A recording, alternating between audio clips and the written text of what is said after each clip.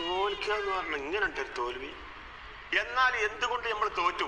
ഒരു നാറികൾ വോട്ട് ചെയ്തില്ല, അത് തന്നെ. ഇനി ഞാൻ എങ്ങനെയാ മറ്റുള്ള പെണ്ണുങ്ങളെ മുഖത്ത് നോക്കുക?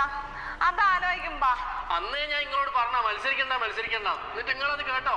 ഞാൻ ജയിക്കാത്ത പോട്ടെ, നിങ്ങളെന്താ ജയിക്കാഞ്ഞ്? അത് പിന്നെ ഡിസംബർ മാസമല്ലേ, എന്റെ വോട്ടർമാർക്കൊക്കെ മഞ്ഞ് കൊണ്ട് പനിയായി. എന്നാലുണ്ടോ ഇങ്ങനെ നാണം കെട്ടൊരു തോൽവി?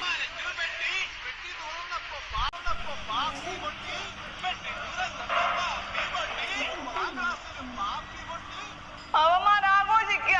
ഞാൻ 4 കോയിനെ വിറ്റിട്ട് ലഡുവിന് ലോട്ടറി കൊടുത്തത്. ആ കാലൊറിഞ്ഞ് കിടക്കുന്ന ഇസ്മായിലിന്റെ വീട്ടിലെ പോയി പൊക്കിക്കൊണ്ടുവന്നിട്ടാ ഞാൻ പോയി വോട്ട് ചെയ്യിപ്പിച്ച്. ആ ഇസ്മായിൽ വോട്ട് ചെയ്താൽ നീ ജയിക്കാനോ? നിനക്ക് ആകെ കിട്ടിയ 120 വോട്ടല്ലേ? പിന്നെ നമ്മളെങ്ങനെ പുറത്തിറങ്ങി നടക്കൂ? ഒരു ബസ് വിളിച്ച് എങ്ങോട്ടെങ്കിലും ടൂർ പോവാ. സത്യപ്രതിജ്ഞ കഴിഞ്ഞിട്ട് ഇങ്ങോട്ട് വന്നാ മതി. എല്ലാരോടും ഞാനൊരു കാര്യം ചോദിക്കട്ടെ, ഈ ഇലക്ഷനിൽ എന്തുകൊണ്ട് നമ്മൾ തോറ്റു?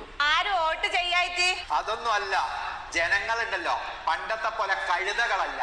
നമ്മൾ ഇലക്ഷൻ ഇറങ്ങുമ്പോൾ ഓരോ വീടുകളിൽ ചെന്ന് കുട്ടികളെ ചന്തയാക്കി കൊടുത്തും ആ തുണി അലക്കി കൊടുത്തും ചെന്ന് കഴിഞ്ഞാലൊന്നും ഇന്നത്തെ ജനങ്ങൾ നമുക്ക് വോട്ട് ചെയ്യൂല. തമ്മിലടിയും കുതികാല് വിട്ട് ഒഴിവാക്കി ജനങ്ങളിലേക്ക് ഇറങ്ങിച്ചെന്ന് അവരുടെ ആവശ്യങ്ങൾ എന്താണെന്നറിയണം.